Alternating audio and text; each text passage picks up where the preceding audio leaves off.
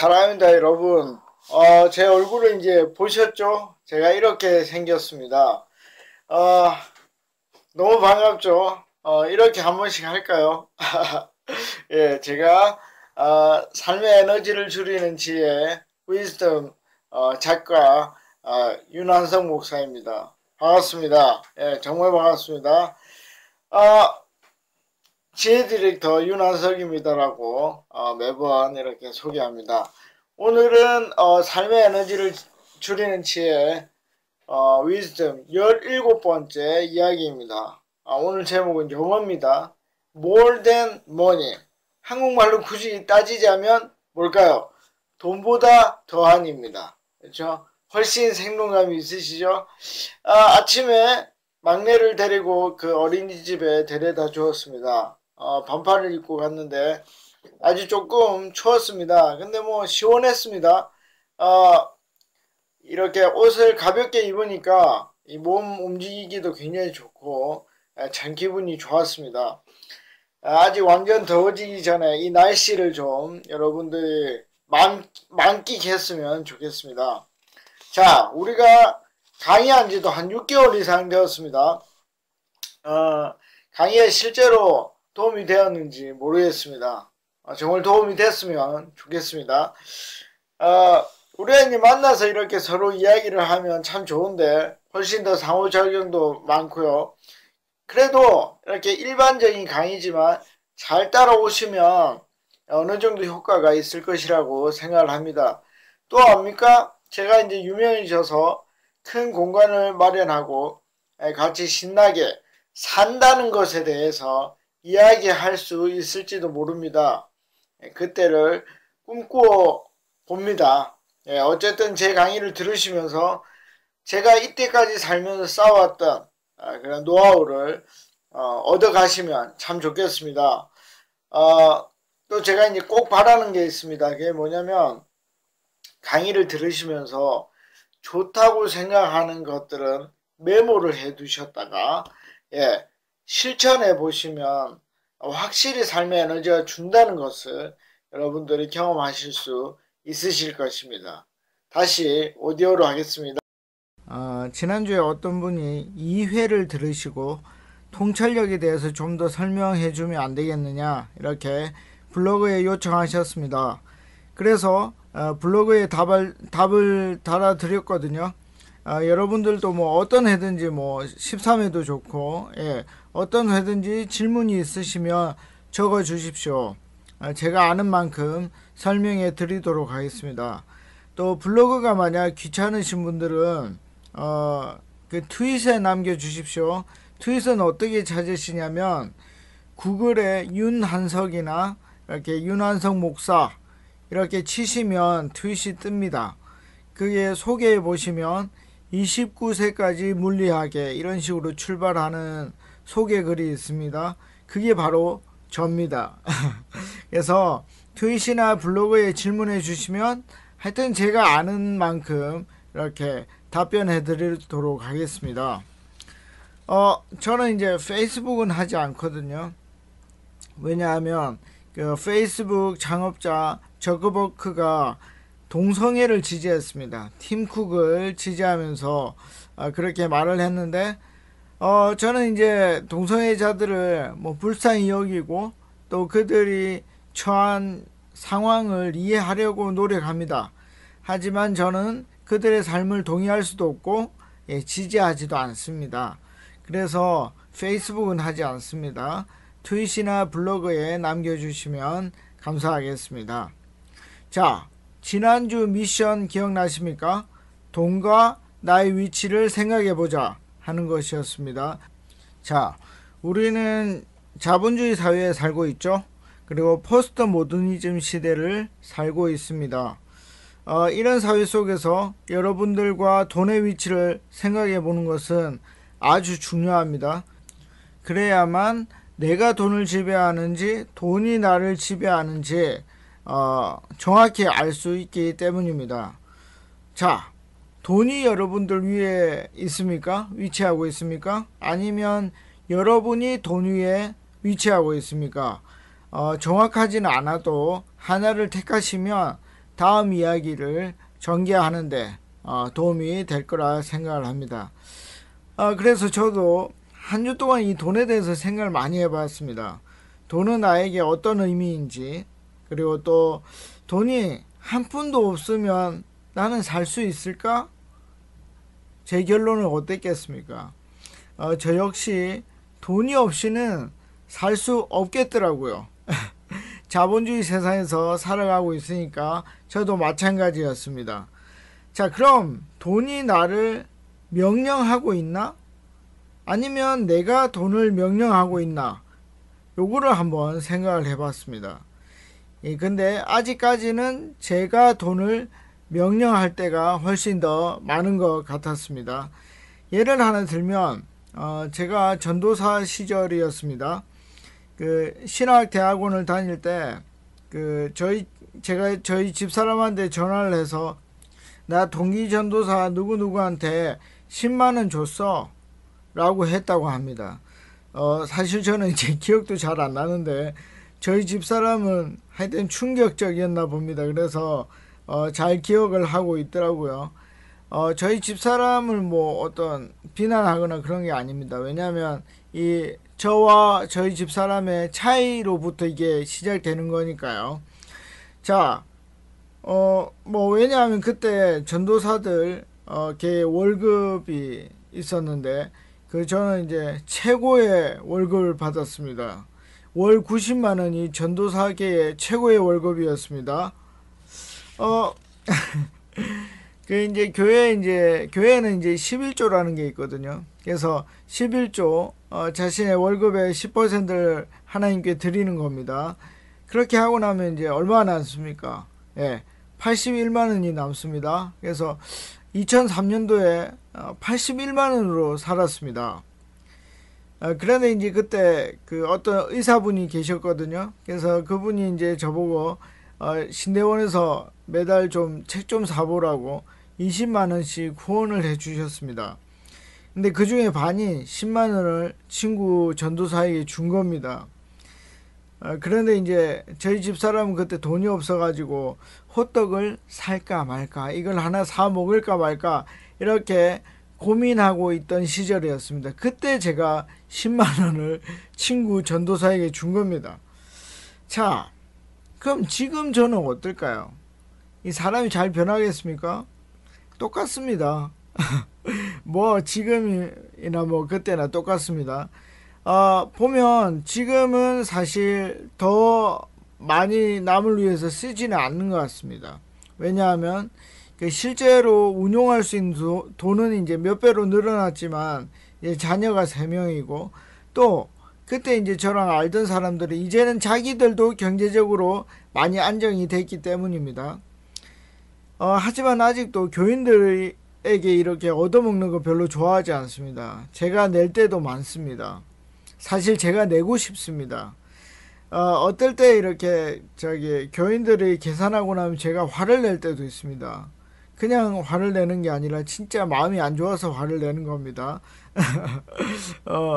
사줬는데 얻어먹었는데 오히려 이렇게 화를 듣고 욕을 얻어먹는 거죠. 하여튼 제가 좀 그렇습니다. 그래서 아직까지는 이제 저에게 있어서 돈은 수단인 것 같습니다. 그래서 제가 아직까지는 돈에게 명령하는 비율이 훨씬 더 많은 것 같습니다. 그러나 아까도 말씀드렸듯이 자본주의 사회에서 돈 없이는 절대 살 수 없습니다. 그러니까 자본주의 사회 속에서 돈의 영향력이라는 것은 아주 크다고 말할 수 있습니다. 왜냐하면 물고기와 물의 관계랑 비슷하기 때문입니다. 그런데 문제는 이런 자본주의 사회라는 플랫폼이 원래 하나님이 이 세상을 창조했을 때의 플랫폼이랑 맞느냐 하는 것입니다. 원래 이 세상에서 중심이 되어야 될 플랫폼은 사람 중심의 플랫폼이었습니다. 그러니까 원래 이런 기판이 있었던 겁니다. 그 기판 위에 맞지 않는 다른 어떤 자본주의라는 플랫폼이 얹혀진 겁니다. 그러면 어떻게 되겠습니까? 이 그 기판이라는 것의 그 길은 전자가 돌아다니는 거거든요.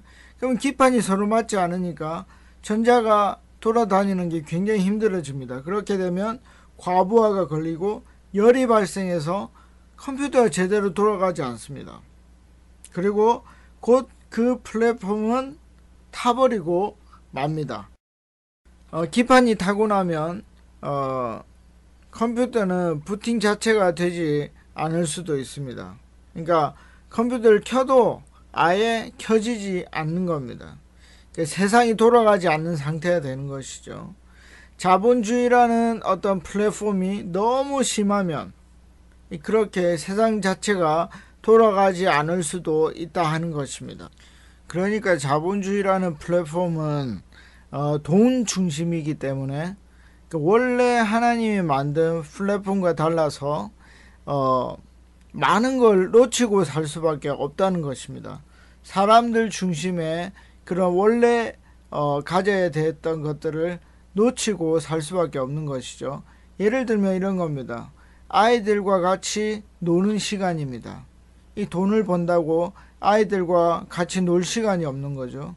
그리고 아내랑 즐기는 시간, 그리고 친구를 만드는 일, 그리고 좋은 환경을 만들어가는 그런 일들을 할 수가 없는 겁니다. 왜냐하면 돈이 중심이 되어서 돈을 벌어야 하기 때문입니다. 그러니까 이런 모든 것들을 놓치고 살 수밖에 없다는 것입니다. 근데 이런 모든 것들은 뭘 만들어내냐면 사람 속에 아름다운 추억을 만들어냅니다. 그러니까 이 자본주의라는 것이 사람에게서 그 아름다운 추억을 빼앗아 가버리는 것입니다. 그래서 너무나 안타까운 것이죠. 자, 요즘 얼마 전까지 우리는 황사욕을 많이 했을 것입니다. 중국이 그 산업 발전을 하면서 그 황사 속에 무서운 미세먼지까지 담아서 이제 보내게 됐던 거죠. 특히 그 중금속을 많이 담아서 보냈습니다. 이 중국은 그 내몽골에 있는 사막 이걸 이제 옥토로 바꾸지 않았습니다. 그 모든 것을 등한시했죠. 왜 그렇습니까? 당장 돈이 되지 않으니까요. 이게 이제 경제 원리죠. 그래서 이런 그 내몽골의 사막을 이렇게 옥토화하지 않는 그런 모든 것들도 자본주의의 원리 속에서 이루어져 간다는 겁니다. 또 알고 보니까 그 미세먼지가 중국만이 만든 것은 아니라는 걸 우리가 알게 됐습니다. 우리나라도 산업화된 국가이죠. 그러니까 우리나라 속에서도 굉장히 많은 나쁜 미세먼지를 만들고 있더라는 것입니다. 왜요? 자본주의 속에서 경제적 원리가 그런 것이니까 그렇습니다. 그럼 무엇입니까? 결국 돈이 지배하는 세상 덕에 정말 소중한 자연을 누리지 못하게 됐다 하는 것입니다. 여러분, 그 우리나라에서 굉장히 유명했던 인터스텔라라 하는 영화가 있었죠. 그쪽에서 저에게 가장 인상적으로 남았던 것 중에 하나가 뭐냐면 먼지 폭풍이었습니다. 그러니까 앞으로의 세상에는 이런 미세먼지 같은 황사 같은 굉장히 그런 먼지 폭풍이 일어날 수 있다는 것입니다. 그래서 제가 과거에 봤던 미국 드라마에 보면 이 호흡기를 달고 다니는 미래 사회를 볼 수가 있었습니다. 그러니까 조물주가 처음 준 아름다운 자연, 아름다운 어떤 사랑의 관계, 그런 모든 것들이 동시에 파괴된다는 것입니다. 어디 위해서요? 자본주의라는 플랫폼 위에서 그렇다는 것입니다. 그래서 많은 학자들이 자본주의가 붕괴될 것이라고 예언하고 있습니다. 사실 이것만 보아도 자본주의는 그 절대적인 것이 아니라는 것이 확실합니다. 왜냐하면 이 자본주의라는 붕괴라는 것이 혁명을 통해서 이루어질 수밖에 없거든요. 혁명이라는 것은 결국은 극단적인 상황에서 일어나는 것이지 않습니까? 우리가 이제 꼭 이게 폭력적인 혁명만이라고 생각하실 필요는 없습니다. 우리가 과거에 이제 영국에서도 명예혁명 이런 것들은 유혈, 그런 무력 이런 혁명이 아니었죠. 물론 이제 그 아일랜드나 스코틀랜드에서는 뭐 무력적인 것들이 있기는 했다고 합니다. 그러나 실제 잉글랜드 안에서는 폭력 없이 혁명이 일어났죠. 특히 이렇게 SNS가 발달한 이런 현 시대에서는 아주 다양한 모습으로 혁명이 일어날 수 있습니다. 그러니까 자본주의에 반하는 그런 것들이 일어날 수 있겠죠. 그렇다면 왜 자본주의 붕괴를 여러 사람들이 예상을 하고 있을까요? 이 현재 그 세계의 부가 너무 쏠림 현상이 나타난다는 것입니다. 그 상위 1%의 부자가 전 세계의 부의 50%를 장악하고 있습니다. 이것이 옥스팜이라는 NGO 단체에서 조사한 것인데요. 내년쯤 되면 이 50% 넘어서 절반 이상이 될 거라고 합니다. 그리고 상위 20%의 부자가 전 세계의 부에 놀라지 마십시오. 94%를 차지하고 있다고 합니다. 그 94%를 가지고 있는 겁니다. 그러니까 이게 예를 들면 이런 겁니다. 10명이 있는데 그리고 빵도 10개가 있습니다. 그런데 2명의 사람이 그 빵 9개 반을 가지고 있는 겁니다. 그리고 나머지 8명이 빵의 5분의 3을 가지고 하나도 아니에요. 반보다 조금 많은 60% 정도의 그 빵을 차지하기 위해서 8명이 싸워야 된다는 것입니다. 이렇게 극단적으로 쏠리고 있기 때문에 뭡니까?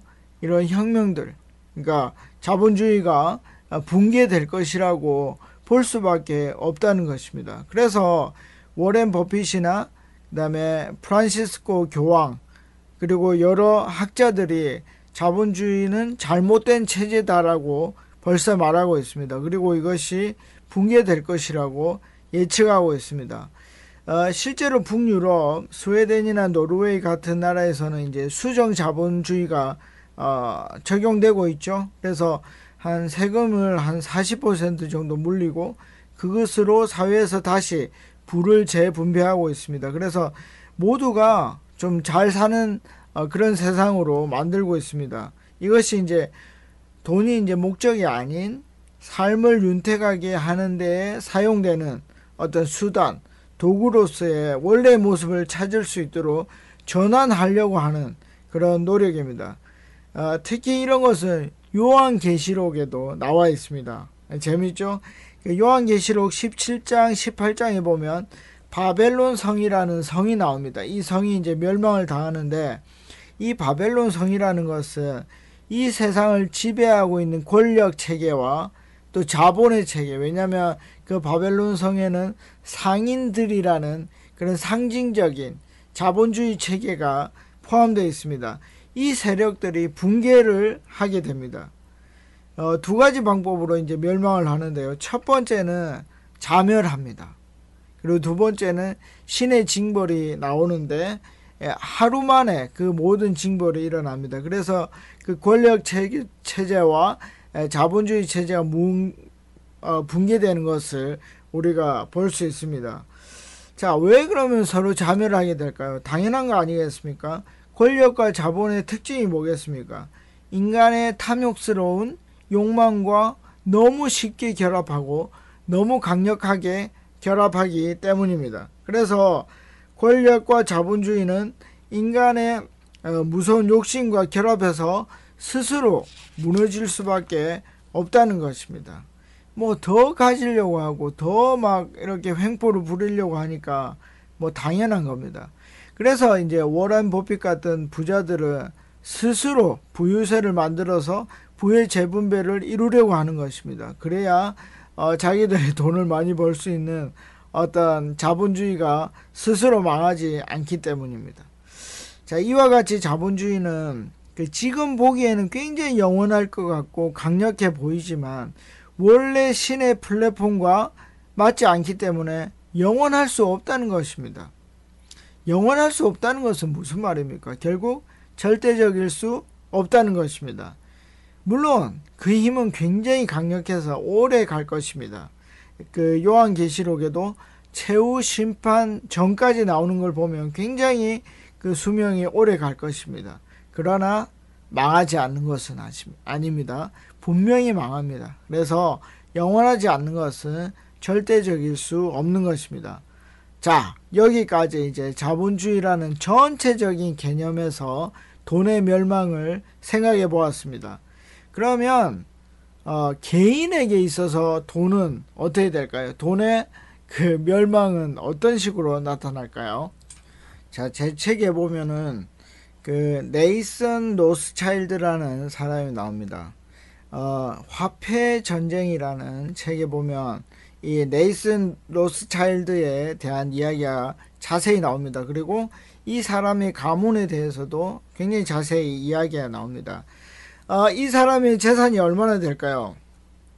예, 50경이라고 합니다. 50경, 조가 아닙니다. 50경 정도 된다고 합니다. 이 네이슨 로스차일드가 옛날 사람이니까 지금은 이 가문의 돈은 훨씬 더 많아졌겠죠. 이 드러나는 세계 1위 부자는 빌 게이츠입니다. 90조 원이죠. 그런데 실제 숨어있는 실제적인 부자 이 로스차일드 가문이 1위라고 그 화폐 전쟁은 얘기를 합니다. 어마어마한 거죠. 50경이면 얼마입니까? 예. 1경이 만조입니다. 만조. 예. 그러니까 조가 만배가 있어야 1경이 되는 겁니다. 그러니까 이게 얼마냐면 제가 계산을 좀 대보면 그 우리나라 브랜드 가치가 1조 달러 정도 된다고 합니다. 그러니까 1000조가 됩니다. 1000조. 우리나라 브랜드, 우리나라라는 그 이름이 붙으면 한 1000조입니다. 근데 로스차일드 가문의 그 돈은 50경이니까 우리나라 브랜드, 전체 브랜드 500개 정도를 살 수 있는 돈입니다. 놀랍지 않습니까? 예. 자, 이 정도의 돈을 가지고 있으면 정말 안정적이지 않을까요? 정말 절대적이지 않을까요? 그렇게 절대적인 돈을 소유한 이 네이선 로스차일드도 자기를 절대적으로 생각했습니다. 그 제 책에 보면은 정확하게 인용된 구절이 있는데 전 조금 각색해서 읽어 드리겠습니다. 해가 지지 않는 나라, 대영 제국의 왕이 누구인지 나는 신경 쓰지 않는다. 대영 제국의 통화를 공급하는, 그러니까 돈이죠. 돈을 공급하는 내가 바로 왕이다. 이렇게 얘기를 했습니다. 그런데 여러분, 네이슨 로스차일드가 어떻게 죽었는지 아십니까? 예, 폐혈증으로 죽었습니다. 외과 수술을 받고 염증을 이렇게 다스리지 못해서 죽었습니다. 지금 같으면 항생제만 써도 살 수 있는 병이었다고 합니다. 그런데 이 어마어마한 돈 50경을 가진 네이슨 로스차일드는 미래를 살 수는 없었습니다. 뭐죠? 항생제가 그가 죽고 난 이후에 탄생하게 되는 거죠. 그래서 그는 미래를 살 수 없었습니다. 그래서 네이슨 로스차일드가 믿었던 그 돈은 사실 영원을 살 수는 없었고 또 영원하지도 못했습니다.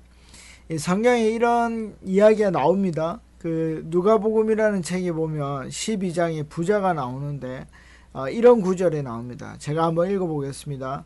하나님이 이르시되 어리석은 자여 오늘 밤에 내 영혼을 도로 찾으리니 그러면 내 준비한 모든 것이 누구의 것이 되겠느냐, 이렇게 하나님이 말했습니다.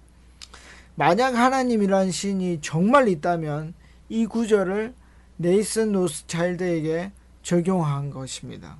정말 놀랍지 않습니까? 여러분, 아직도 돈이 많으면 한 1000억 정도 있으면 미래를 살 수 있을 거라고 생각하십니까? 뭐 이제는 훨씬 더 훌륭한 기술들이 많이 나왔죠. 그러니까 미래를 살 수 있으실 것 같죠. 그러나 절대 미래라는 것은 그렇게 살 수 있는 게 아닙니다. 왜냐하면 결국 예상치 못한 일, 그 일이 미래에 일어나기 때문입니다. 제가 그 저번 시간에 아일랜드라는 영화 얘기를 했죠. 거기 보면은 줄기세포로 어떤 완전한 저와 똑같은 복제 인간을 만들어냅니다. 그래서 장기 자체를 이렇게 바꿀 수 있었죠. 간이 망가졌으면 그 친구에게 있던 것을 떼어와서 제 간에 붙이는 겁니다. 그러면 제가 사는 거죠. 그런데 그 영화에 보면 어떻게 되냐면 그 줄기세포로 만든 그 배양한 그 생체가 원주인을 죽이게 됩니다. 그런 일들이 일어납니다. 그래서 생각하지 못하는 일들이 일어나죠. 언제요? 미래에 일어납니다.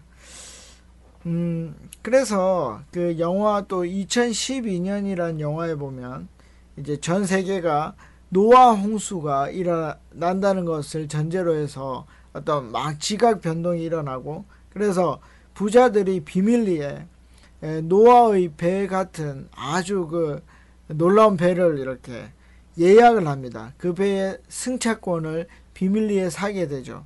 근데 그 부자들이 어떻게 죽는지 아십니까? 배만 타면 살 수 있는데 그 배가 이렇게 정박되어 있는 그 부두에 떨어져서 죽습니다. 사람들이 이렇게 막 밀치다 보니까 서로 밀려서 그 부두에 떨어져서 죽게 됩니다. 그러니까 미래를 살 수가 없는 거죠. 어떤 일이 어떻게 일어날지 알 수가 없는 겁니다. 그래서 돈은 절대 미래를 살 수 없고, 그렇기 때문에 절대적인 존재도 영원한 존재도 될 수 없는 것입니다. 여러분, 우리는 요즘 이제 그 경남기업 전 회장의 일을 보고 있습니다. 엄청난 부자의 국회의원까지 했습니다. 우리가 사는 세상, 이 세상에서 그런 돈과 그런 권력을 가져본 사람이 몇 명이나 있겠습니까? 아마도 거의 없을 겁니다. 그런데 그의 결말이 어땠는지 우리 보고 있죠? 네, 보고 있습니다. 그의 결말을 관찰해서 우리는 사실은 지혜를 얻어야 됩니다. 여러분, 돈으로 안 되는 게 상당히 있습니다. 정말 상당합니다. 이것이 이제 돈의 진짜 모습입니다. 돈은요, 자신의 진짜 모습을 끝까지 가립니다. 그리고 끝까지 가리고 있다가 마지막에 자신이 얼마나 초라한 존재인지를 보여줍니다. 아무것도 아니라는 것을 마지막에야 보여줍니다. 그래서 잠언 11장 28절에 이렇게 말을 하는 겁니다. 자기의 재물을 의지하는 자는 패망하려니와, 이렇게 말하고 있습니다. 여기 이제 의지한다는 말은 히브리 말로, 이스라엘 말로 바타흐라는 말입니다. 뜻은 신뢰한다, 희망을 둔다 하는 말입니다. 그러니까 돈에 희망을 두는 겁니다. 돈이 나에게 뭔가 좋은 걸 줄 것이다 라고 희망을 두는 것이 이 바타흐입니다. 여러분, 이렇게 하면 어떻게 된다고요? 패망한다는 것입니다. 여러분, 우리가 봤죠? 전체적인 의미에서도 돈은 멸망하고, 네이슨 노스차일드 그 개인적인 것에서도 돈은 멸망하는 것을 우리가 보았습니다. 그러니까 절대 돈을 쫓으면 좋은 것을 볼 수 없습니다. 여러분, 멀리 있는 사람들 보지 마시고 주위에 돈 좀 있는 부자들을 잘 관찰해 보십시오. 잘 관찰해 보시면 생각보다 그 사람들이 불행하다는 것을 알 수 있을 것입니다. 진짜 부자들은요, 사람을 믿지 못합니다. 믿을 수가 없는 거죠. 자기의 가장 가까운 아들, 딸, 이런 사람들을 믿을 수 없습니다. 그리고 비서들을 믿을 수 없습니다. 유언장을 작성하는 변호사들도 믿을 수 없습니다. 언제 내 돈을 빼앗을지 알 수가 없습니다. 그래서 어떻게 합니까? 몇 겹의 안전장치를 만듭니다. 이 사람에게 저 사람 감시하게 하고 저 사람에게 이 사람 감시하게 합니다.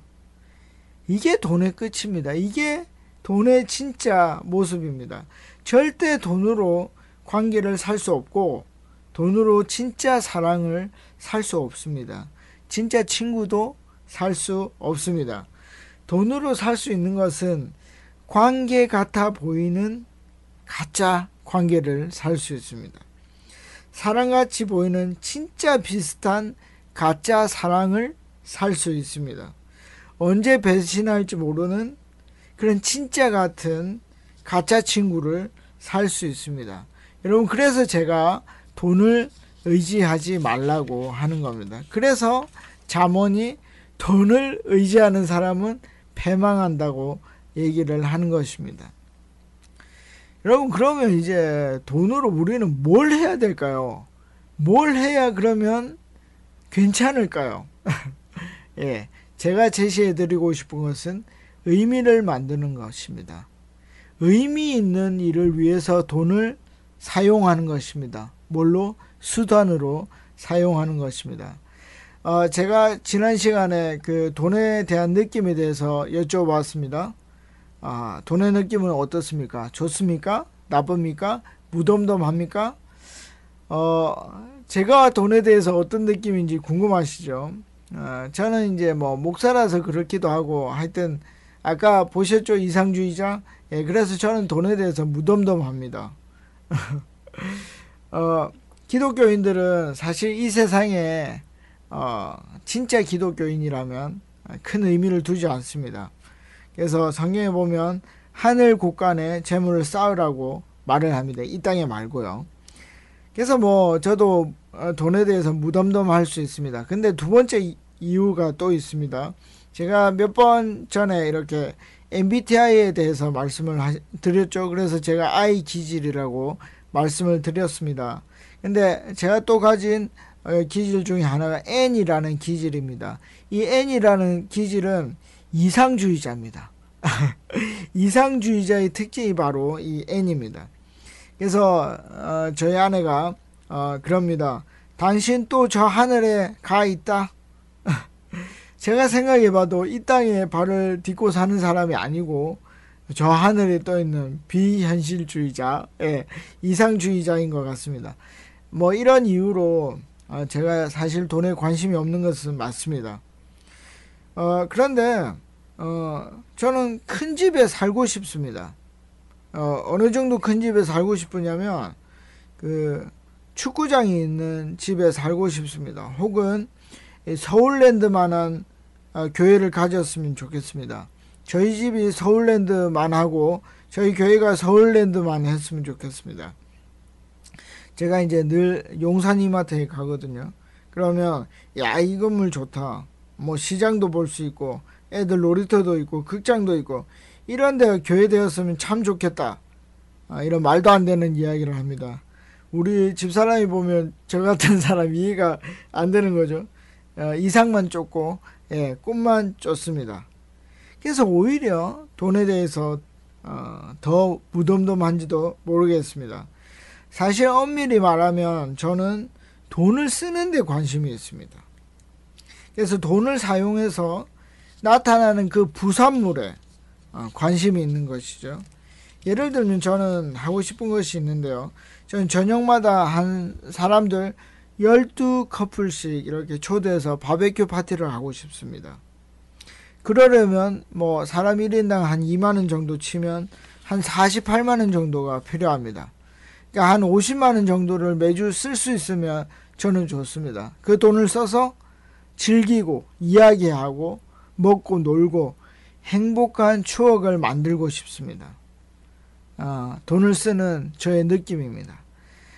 그 돈 사주하려면 한 200만원 정도가 필요한데 저는 그 돈이 아깝지도 않고 그 돈이 있으면 참 좋겠습니다.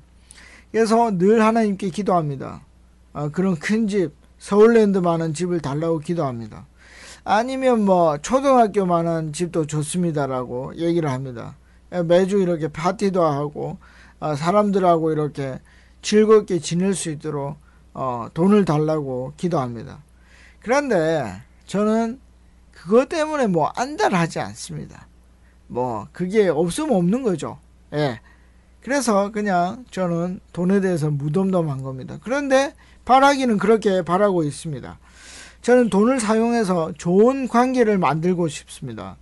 제가 이제 관찰한 결과에 의하면 좋은 관계를 만드는 것이 가장 의미 있는 일이라고 저는 결론을 내렸습니다. 그래서 그 의미 있는 일을 하는데 돈을 사용했으면 좋겠다. 많은 돈을 사용했으면 좋겠다. 최소한 200만 원 매달 이렇게 바베큐 파티를 할 수 있는 그런 돈의 양이 있으면 좋겠다라고 생각을 하는 것입니다. 근데 이제 우리가 좋은 사회가 되면 제가 50만 원만 있어도 될 것 같습니다. 왜냐하면 만약 이제 내 집에서 이렇게 매주 돌아가면서 바베큐 파티를 하면 저는 한 달에 한 번만 바베큐 파티를 준비해도 됩니다. 그러니까 매달 50만 원만 있어도 저는 아주 풍족하다고 생각하게 될 것입니다.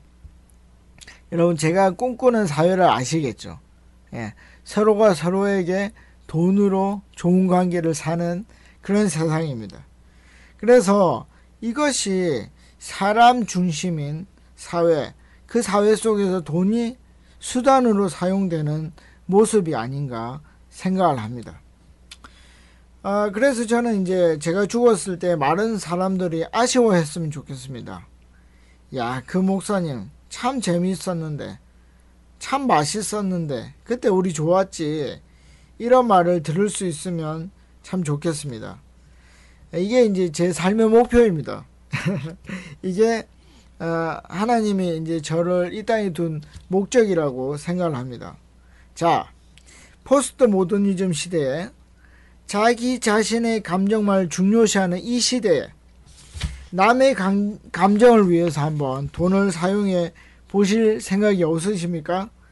자본주의 시대에 돈을 최고로 생각하는 이 시대에 사랑을 최고로 한번 둬보실 생각이 없으십니까? 돈은 좀 적게 모으고 여유가 있으면 가난한 이웃에게 돈을 아무 조건 없이 나누어 보실 생각은 없으십니까? 만약 여러분들이 사람을 위해 돈을 수단으로 잘 사용하시면 상당한 의미가 발생하게 될 것입니다.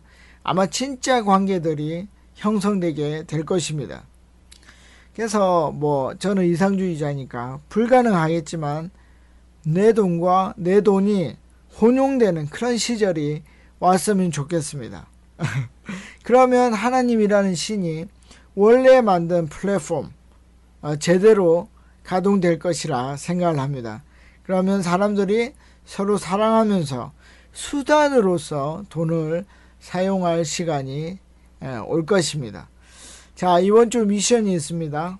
이번 한 주 살면서 의미를 발생하는 일에 한 3번 정도 돈을 써보시면 좋겠습니다. 그러니까 의미를 만들어야 되겠죠. 그리고 다음 주에는 그 돈을 그럼 어떻게 벌 것인가, 어떻게 버는 것이 지혜롭게 돈을 버는 것인가에 대해서 이야기를 나누어 보겠습니다. 그럼 건강하시고 평안하십시오. 안녕히 계십시오. 파워.